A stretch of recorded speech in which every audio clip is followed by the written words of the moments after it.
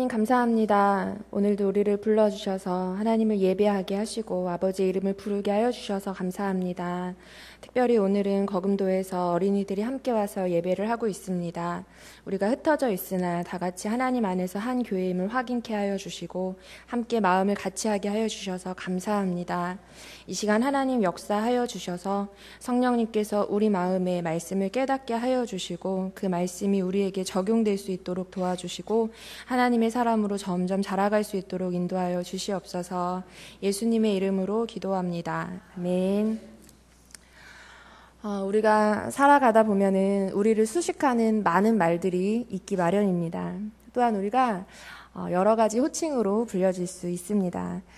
여러분들은 누군가에게, 다른 사람들에게 어떠한 호칭으로 불려졌으면 좋겠습니까? 보통 여자들은 예쁘다는 말 좋아하죠. 저도 예쁘다는 말 좋아합니다. 그래서 만약에 우리 교회에서 제일 예쁜 집사님, 우리 교회에서 제일 예쁜 청년 하면 굉장히 영광스럽겠죠. 좋겠죠.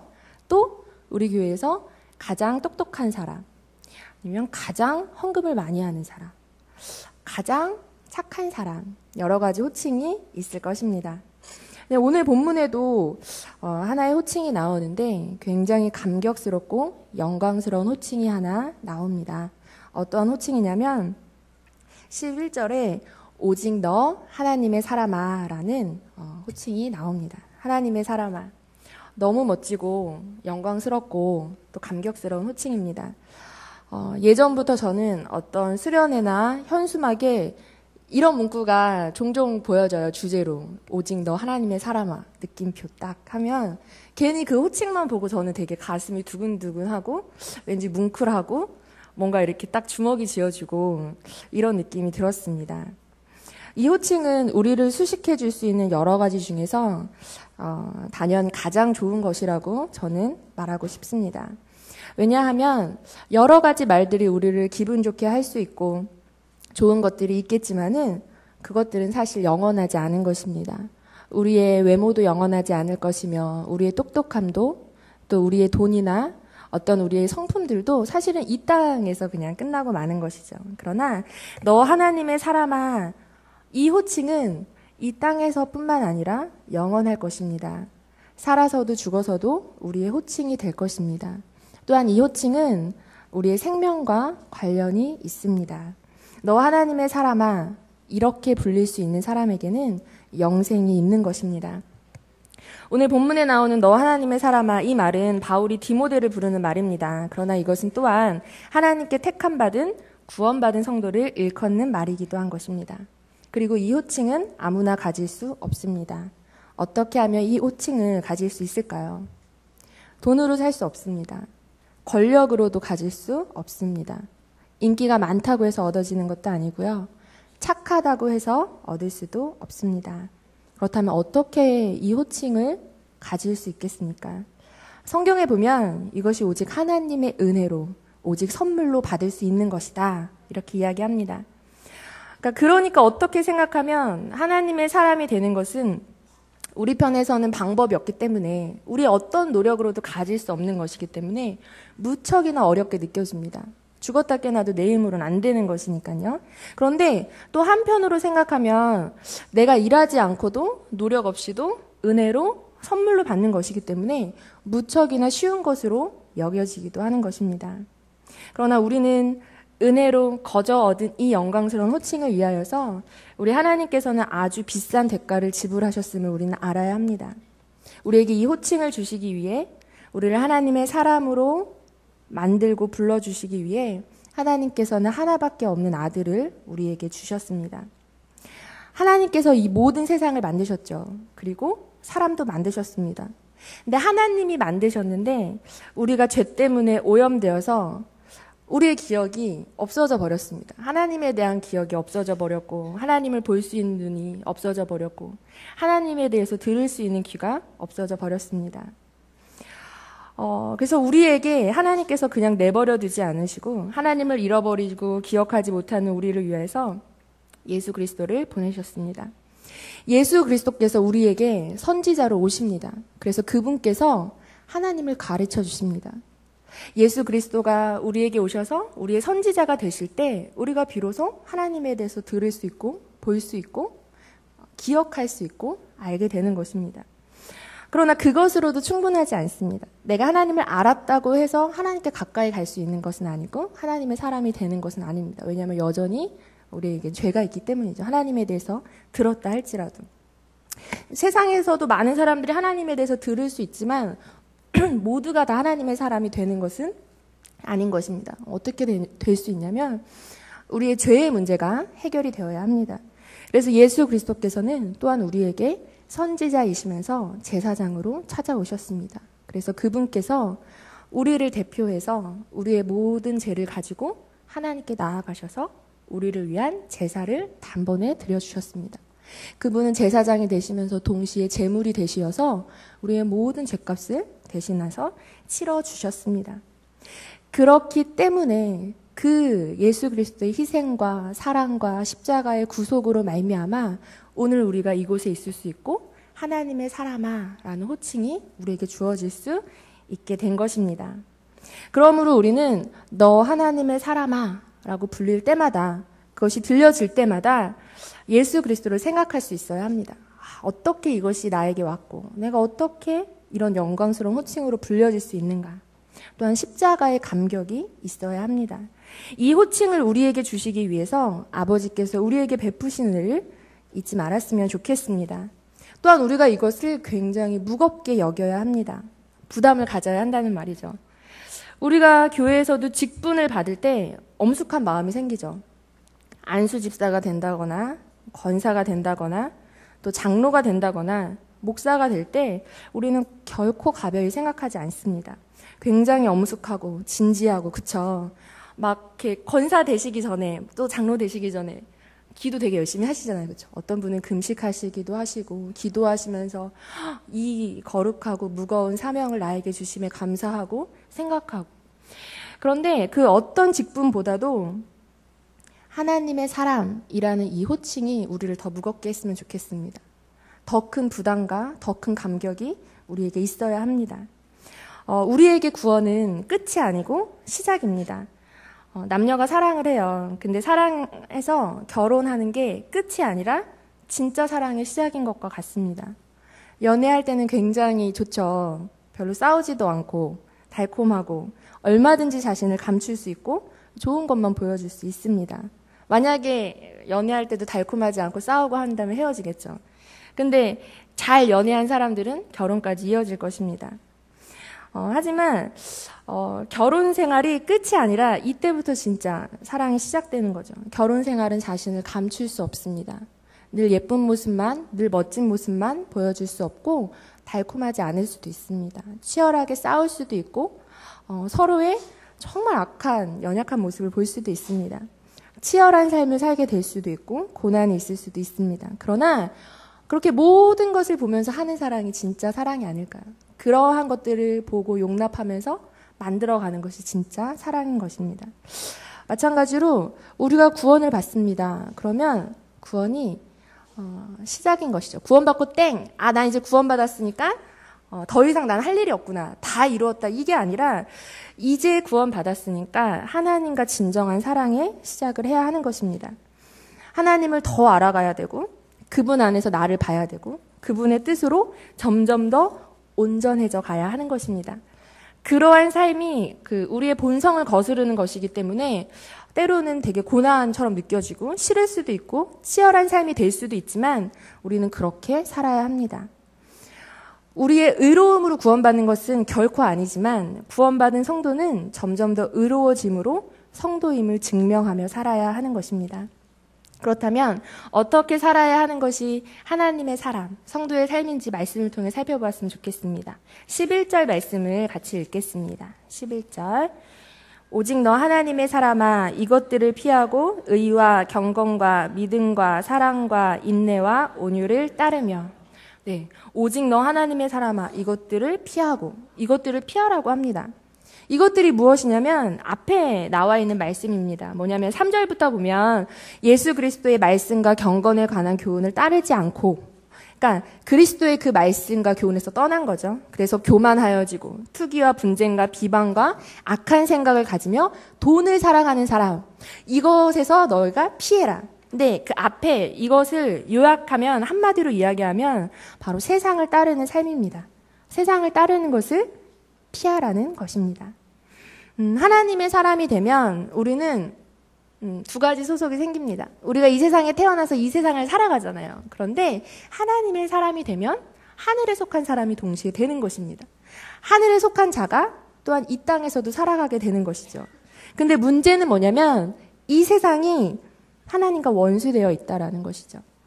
여전히 하나님의 사람이 아닌 사람들은 하나님과 원수되어서 하나님과 반대되는 성향을 가지고 하나님을 대적하면서 살아가는 것이 바로 이 땅 대부분의 하나님을 모르는 사람들의 모습입니다. 그런데 이제 구원을 받고 하나님의 사람이 된 사람들은 하늘에 속하여 있으면서도 그러한 사람들과 어울려서 이 세상을 살아가야 하는 것이죠. 세상을 만드신 분이 하나님이시고 또 모든 지식과 지혜가 하나님으로부터 나오지만 세상은 그것을 알지 못합니다. 모르기 때문에 스스로 잘난 체하고 지혜로운 체합니다. 그들에게 복음은 참으로 미련하게 여겨집니다.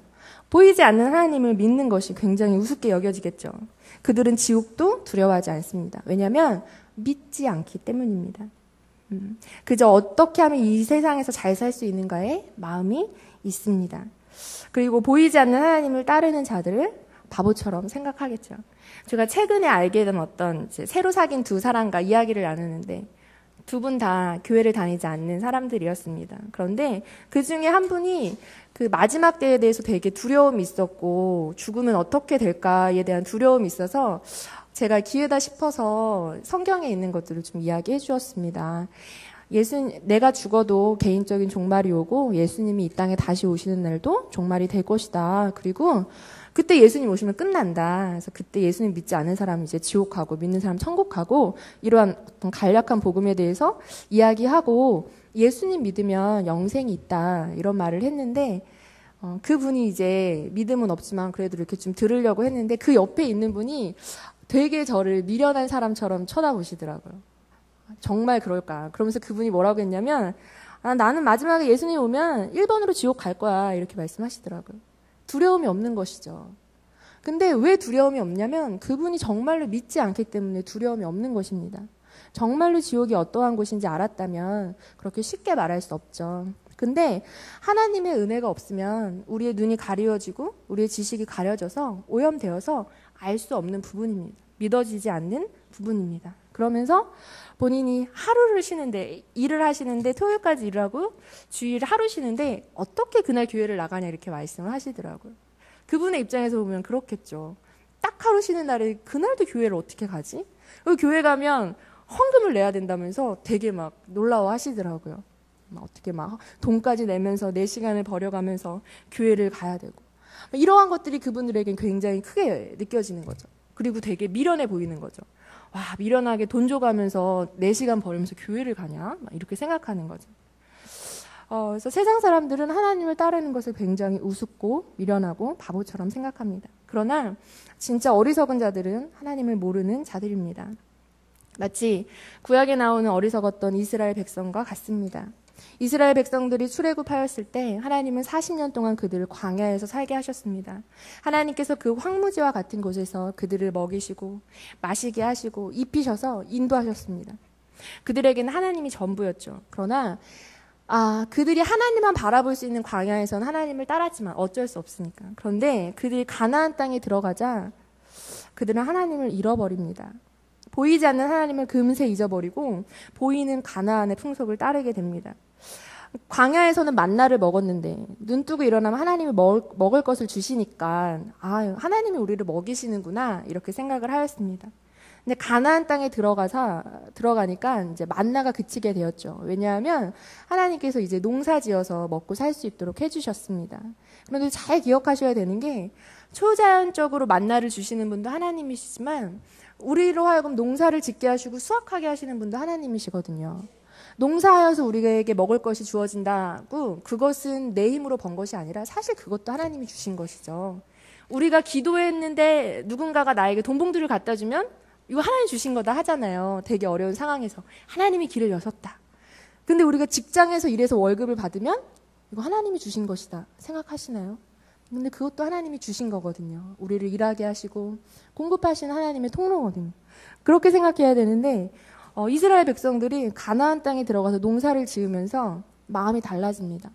가나안 땅 백성들이 농사 지어서 되게 풍족하게 사는데 그들이 바알이라는 신을 섬기는 거예요. 바알이 풍요를 갖다 준다고 얘기하는 거예요.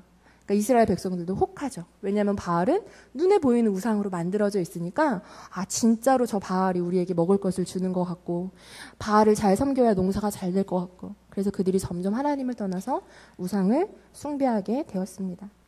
마찬가지로 이 땅을 살아가는 사람들도 하나님이 보이지 않으니까 몰라요. 실은 우리가 사는 이 세상의 주인도 하나님이시고 하나님이 다스리시고 모든 영역이 그렇습니다. 하나님의 그 다스리심이 교회 안에만 있는 것이 아니라 세상에도 있고요. 믿지 않는 사람들의 삶도 사실 하나님께서 책임지시기 때문에 그들이 먹을 수 있고 돈 벌 수 있고 살아갈 수 있는 것입니다. 그런데 세상 사람들은 그렇지 않다고 생각해요. 자신들을 행복하게 해주는 게 돈이라고 생각하죠.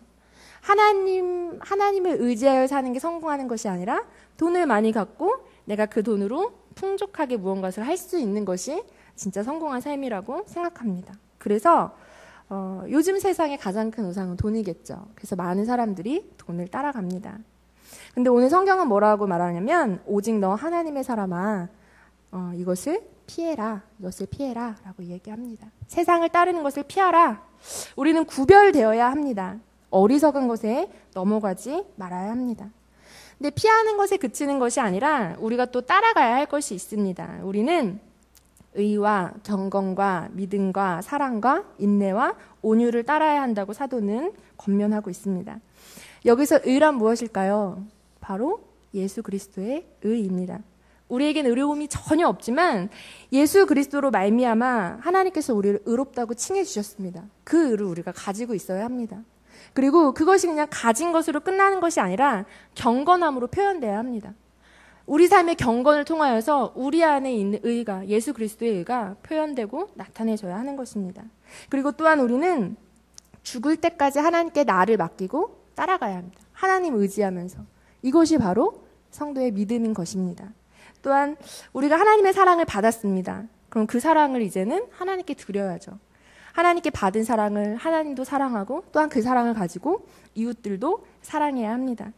이렇게 살아가는 것이 성도의 삶이고 그런데 우리가 의를 가지고 경건하게 살고 믿음을 가지고 사랑하는 것이 쉽진 않습니다. 그래서 또한 우리의 삶에는 인내가 있어야 합니다. 이것을 언제까지냐면 하나님 만날 때까지 죽을 때까지 계속해서 싸워가고 이루어가는 인내가 우리의 삶에는 있어야 하고 또 그 인내의 삶 가운데 온유한 성품이 우리에게는 있어야 합니다. 예수 그리스도를 닮아서 성도라면 우리의 성품이 달라져야 하는 것입니다. 다른 사람들을 너그럽게 여기며 긍휼히 여기며 사랑하는 마음이 우리 안에 있어야 됩니다. 무엇으로 우리의 성도됨을 증명할 수 있겠습니까? 이런 열매들이 나타나야 하는 것입니다. 이렇게 살면 성도가 되는 것이 아니라 성도가 되었으면 마땅히 이러한 열매가 드러나므로 내가 성도인 것이 증명되어야 하는 것입니다. 아까도 말씀드렸지만 구원은 끝이 아니라 시작입니다. 은혜로 구원을 얻은 자는 그것으로 다 이루었다. 나는 이제 그냥 구원 이루었으니까 내가 마음대로 살다가 죽어서도 나는 이제 보장이 되니까 다행이다, 끝이다. 이게 아니라 분명히 나를 구원하신 목적이 있을 텐데 하나님께서 이런 놀라운 은혜를 나한테 거저 주셨을 때는 거저 주셨죠. 하지만 분명한 목적이 있는 것입니다. 그것을 고민하는 게 성도입니다. 받은 것으로 끝나는 것이 아니라 어떻게 나에게 이런 은혜를 주셨지? 그럼 나는 이제 어떻게 살아야 되지? 그럼 하나님께서 나에게 원하시는 것은 무엇이지? 당연히 고민해야 되는 것이 바로 성도의 모습입니다. 그거 하나님의 사람으로 자라가고 성화되는 것이 하나님의 뜻입니다. 이것을 하나님께서 우리에게 요구하십니다. 이러한 성도의 삶이 어떠해야 하는지를 12절 말씀이 잘 정리하고 있는데요. 같이 읽어봤으면 좋겠습니다. 12절 말씀. 믿음의 선한 싸움을 싸우라. 영생을 취하라. 이를 위하여 내가 부르심을 받았고 많은 증인 앞에서 선한 증언을 하였도다. 아멘. 성도의 삶을 한마디로 하면 바로 믿음의 선한 싸움을 싸우는 것입니다. 싸움은 좋은 것은 아니죠. 하지만 꼭 싸워야 하는 싸움이 있습니다. 예를 들면 나라가 전쟁이 나면 우리는 마땅히 나라를 사랑하는 마음으로 각자의 위치에서 힘을 다해 싸워야 합니다. 마찬가지로 하나님의 사람도 이 땅에서 선한 싸움을 싸워야 한다고 하나님께서 말씀하십니다.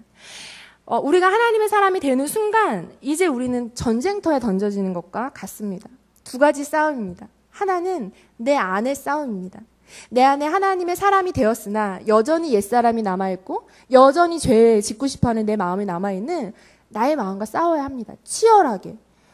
이전에는 죄에 무감각하게 그냥 살았다면 이제 하나님의 사람이 되었을 때는 이 죄 때문에 예수 그리스도께서 죽으셨는데 내가 또 쉽게 죄를 짓는 나의 모습에 대해서 아파하며 싸워나가야 하는 것입니다.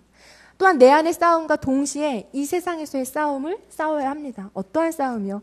하나님과 반대되는 이 세상에 세상 진리에 우리가 반대 정신으로 대적하며 하나님의 빛으로 하나님의 소금으로 이 땅을 살아가야 하는 것이 성도의 셈입니다. 우리는 늘 전쟁 중이어야 합니다. 성도님들 전쟁 중이십니까? 싸우고 계십니까? 치열함이 있으십니까? 간절함이 있으십니까? 때론 승리의 기쁨이 있으십니까? 때로는 패배의 아픔이 있으십니까? 때론 내가 또 죄에 넘어지고 세상에 무릎 꿇어서 분한 마음 있으십니까? 다시 일어서고자 하는 열심이 있으십니까? 우리 안에는 그러한 마음이 있어야 합니다.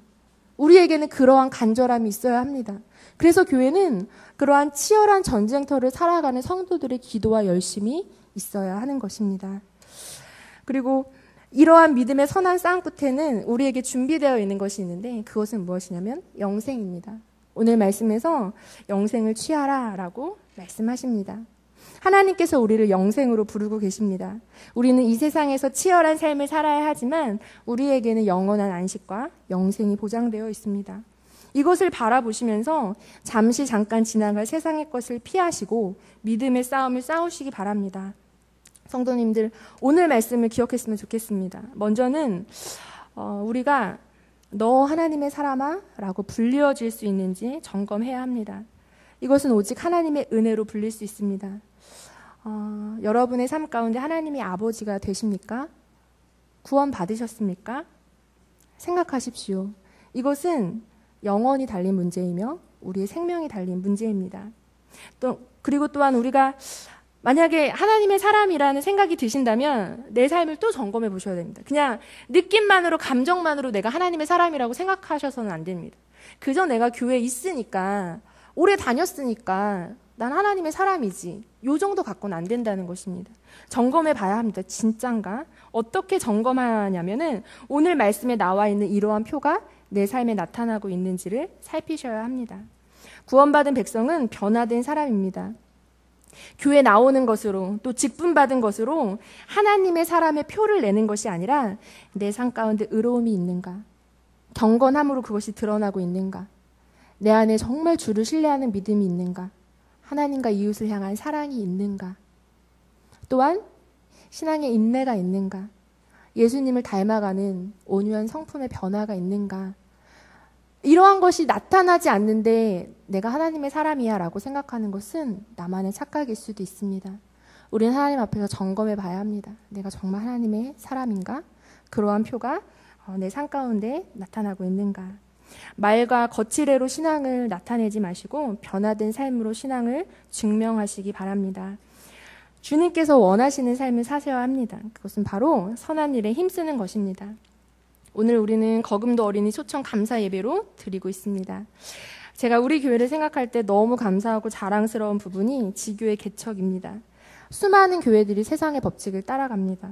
세상의 성공주의에 빠져서 자기 교회 키우기에 힘을 내지만 하나님께서 참 우리 교회를 사랑하셔서 은혜를 주셔서 하나님의 나라를 생각하게 하시고 지교회를 세우게 하시고 함께 자라가게 하시는 것이 너무너무 감사합니다.